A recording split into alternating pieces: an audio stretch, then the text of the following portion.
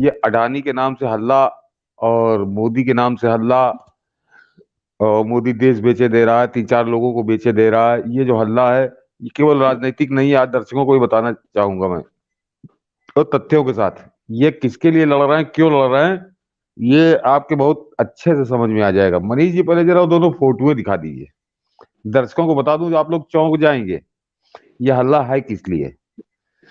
पहले जरा देखिए। इसीलिए मैं लगातार कह रहा था कि ये मामला सिर्फ पॉलिटिकल नहीं है। इस खेल को हाँ, समझना बहुत जरूरी है। ये ये दो देश के तस्वीर खिलाफ जरा है। इससे डिफाइन कीजिए। ये देखिए ये Manish China ji. First PPP high speed railways to open on Saturday in Jiang. ये मनीष जी, ये ग्लोबल टाइम्स की खबर है, 8 जनवरी 2022 की, यानी ठीक इस, दर्शक ये समझ ले कि ये ठीक 1 साल पहले की खबर है। ये 1 साल पहले की खबर है। ये दर्शक जान ले मनीष जी, कि ये मामला ये है कि ये पूरी रेल ही प्राइवेट है, इसमें चीन की सरकार का कोई लेना देना नहीं। और इसका बजट सुन लीजिए, $7 बिलियन, यानी आज के हिसाब से, हिंदुस्तान के हिसाब से करीब करीब 60,000 करोड़ का प्रोजेक्ट है ये। और इसी खबर में, जिसको इस हेडलाइन से आप लोग ढूंढ लेंगे, कि इसी खबर में बता रहा है कि ये जो ऐसे 8 प्रोजेक्ट चाइना में चल रहा है, जिनमें ये पहला पहला प्रोजेक्ट था जो पिछले साल शुरू हुई, ये शुरू हो गई, स्टार्ट हो गई। और मनीष जी, ये जो दूसरी खबर है ये जरा और गजब की है, दूसरी वाली दिखाइए। ये मनीष जी खबर बता रही है कि चाइना में 14,000, एक दो नहीं, 14 नहीं, 14,000 पीपीपी, ये समझिए, जिसको ये खैराती यहाँ कहते हैं कि बेच दिया, पीपीपी मॉडल के 14,000 प्रोजेक्ट चल रहे हैं। और उनकी मनीष जी लागत $27 लाख करोड़, रुपए नहीं, सत्ताईस डॉलर। लाख करोड़ 27 लाख करोड़, यानी रुपए में जाइएगा तो कहां तक ये पहुंचेगा, मैं बोल नहीं पाऊंगा उस संख्या को। ये जरा दर्शक इसको ठीक से पढ़ लें। तो ये मनीष जी, इसको अब हटा लीजिए, कोई वो दोबारा फिर दिखा देंगे बीच में। तो मनीष जी, जिस चाइना के ये गाना गाती है पूरी लुटेन, दिल्ली लावी, दलाल, नक्सल, वामपंथी सब, उस चाइना में $27 लाख करोड़ के 14,000 प्रोजेक्ट चल रहे हैं जो निजी क्षेत्र के हाथ में है। और मैंने जिसको बताया था यार, ट्रेन भेज दी, ट्रेन भेज दी, कि जो वो दिखाया कि मैंने वो $7 बिलियन का वो एक प्रोजेक्ट है, उसमें रेल लाइन तक उसी कंपनी ने बिछाई, सब कुछ उसी का है। और ऐसा 8 प्रोजेक्ट है जिसकी वो पहला प्रोजेक्ट था, जिसकी वो ट्रेन उस दिन वो शुरू हो रही थी। तो मनीष जी, अब दर्शकों को समझाऊं कि ये जो हल्ला है, मोदी ने अडवाणी को बेच दिया, अडानी को मोदी खरीदे ले रहा, वो भी बताऊंगा। ये सिर्फ इसलिए है क्योंकि चाइना इस राह पे चल के तरक्की कर चुका, और भारत तरक्की न करे। ये चाइना चाइना की सबसे बड़ा सरदर्द, चाइना की सबसे बड़ी समस्या हिंदुस्तान से यही है। और इन प्राइवेट प्लेयर्स को मोदी जब लाए हैं मैदान में, उसके बाद क्या तरक्की हो रही है वो किसी तरह से बर्दाश्त नहीं हो रही। तो उसको ये इस तरह से नाटक कर रहे हैं। मैंने इसीलिए चीन का उदाहरण दिया, मैंने अमेरिका जापान का नहीं दिया, सब जगह कहानी है। मैंने चीन का, जिसका ये सबसे ज्यादा खैराती गाना गाते हैं, उनके चरणों में लोटा करते हैं, तो वहां पे सोच लीजिए कि 14,000 प्रोजेक्ट चल रहा है। और ये भी बता दूं दर्शकों से कि उसमें वो 14,000 प्रोजेक्ट जो है, उसमें एयरपोर्ट, रेल, पोर्ट, ये जो सी पोर्ट है, हाउसिंग सेक्टर, क्या उसमें नहीं है, सब जगह। तो चीन जब कर रहा है, तो वो ये नक्सली वैसे अपना बाप बनाते हैं चीन को, बड़ा गाना गाते हैं। लेकिन चूंकि चीन तरक्की कर चुका और उसी रास्ते पे चल के कर रहा है, भारत उस रास्ते पर न चले, भारत उस रास्ते पर न चले। तो उसके लिए ये कोई ना कोई बहाना ढूंढा करते हैं। और ये इनको सबसे अच्छा लगा कि इससे सरकार भी आ जाएगी, प्रधानमंत्री भी बैकफुट पर आ जाएंगे, अरे वो मेरे ऊपर आरोप लग रहा है, और वो एक जो उद्योगपति है वो भी डर जाएगा, वो भी पैसे नहीं लगाएगा।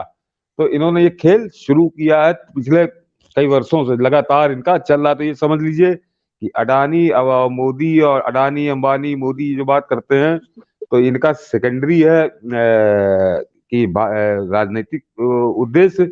इनका प्राथमिक उद्देश्य उस चीन की सेवा करना है, चीन के एजेंडे पे, कि भारत की तरक्की रोको, किसी तरह से रोको, जैसे रुक सकती है रोको। और अब बताता हूँ मनीष जी की क्यों कह रहा हूँ कि इन लोगों के आने से भारत की तरक्की क्या है। जो अडानी ने अपने इंटरव्यू का, अडानी को मैं कोई हरिश्चंद्र नहीं मानता कि जो उन्होंने कह दिया वो सत्य है, मगर जो बोल रहे हैं वो तथ्य बता रहे हैं कि वो सत्य है।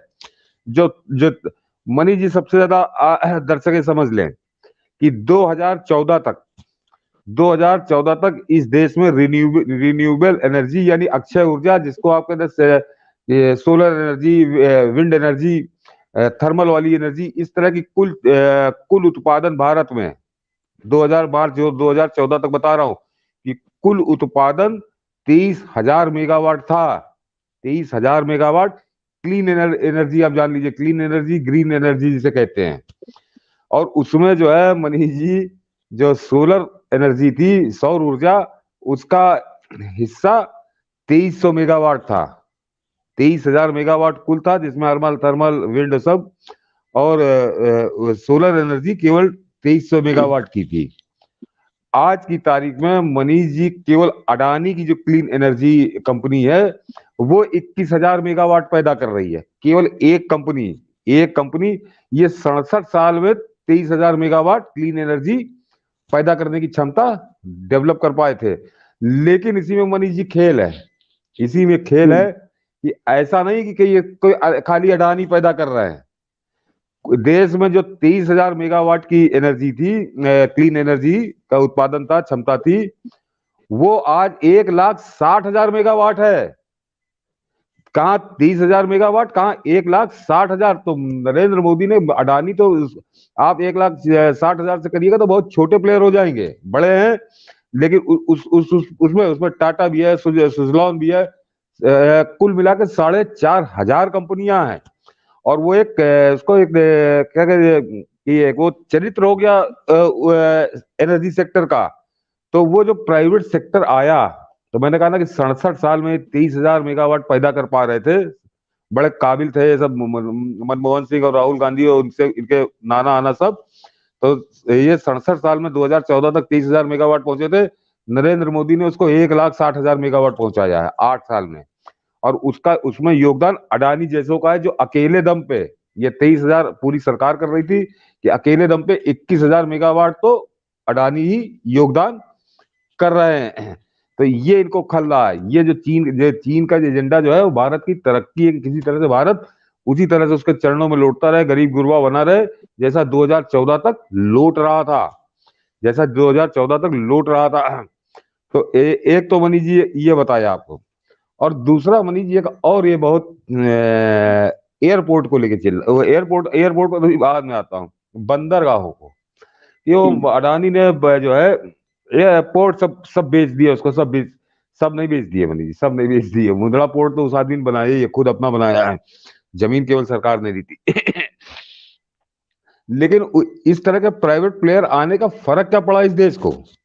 इस पे मनीष जी 2009 और 14 तक, 2014 तक जो यातायात था, ट्रैफिक जो है, जितना ट्रैफिक आया था, हमारे जो मेजर 13 पोर्ट थे, उस समय 13 पोर्ट थे, उनमें जितना ट्रैफिक आया था 2004 से 2018, 4 साल का बता रहा हूं, जो रिपोर्ट आई थी कि 4 साल में उससे 5 गुना ज्यादा ट्रैफिक, 2009 से 14 तक जितना ट्रैफिक था उससे 5 गुना ज्यादा ट्रैफिक 2014 से 18 तक था। और फर्क ये समझ लीजिए कि दो आखिरी साल जो था मनमोहन सिंह का, 2013-14 में, ये हमारे जो वही 13 एयरपोर्ट है, उनकी क्षमता जो थी वो 80 करोड़ टन थी, 80 करोड़ टन। और आज की तारीख में ये 80 करोड़ टन खाली उन्हीं की नहीं, ये तो समझिए जब से आज देश आजाद हुआ अंग्रेजों के समय से रहे हैं पोर्ट, कि वो बढ़ते बढ़ते 80 करोड़ टन की जो क्षमता 67 साल में बढ़ी थी, बल्कि और ज्यादा अंग्रेजों को जोड़ लीजिए। और 2014 से 2021-22 आज 156 करोड़ टन है, 156 करोड़ टन। जरा कल्पना कर रहे हैं, यानी लगभग लगभग दुगनी। तो ये प्राइवेट प्लेयर ना आए होते, उसका फायदा किसको मिल रहा है मनीष जी? उसका फायदा देश को मिल रहा है, उसका फायदा देश को मिल रहा है।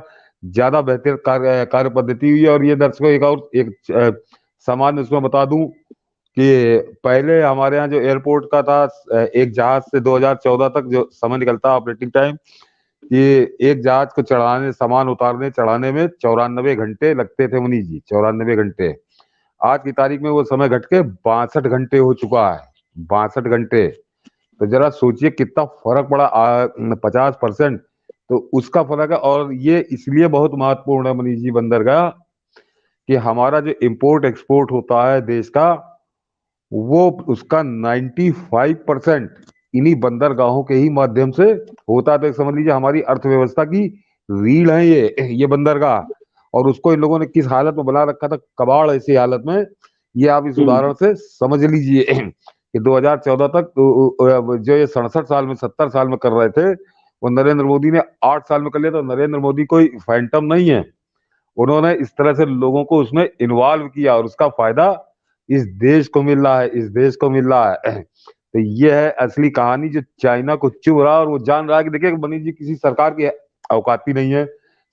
सरकार के पास और बहुत से वेलफेयर के काम होते हैं कि वो ये सब करे, उसमें प्राइवेट प्लेयर लाए जाते हैं। और इसीलिए मैंने जो इस बहस की जो शुरुआत थी, वो चीन से शुरू किया कि चीन क्या कर रहा है, क्योंकि ये सबसे ज्यादा वहीं का खैराती उसी को अपना बाप मानते हैं, जितने वामपंथी मीडियम दलाल में बैठे हैं।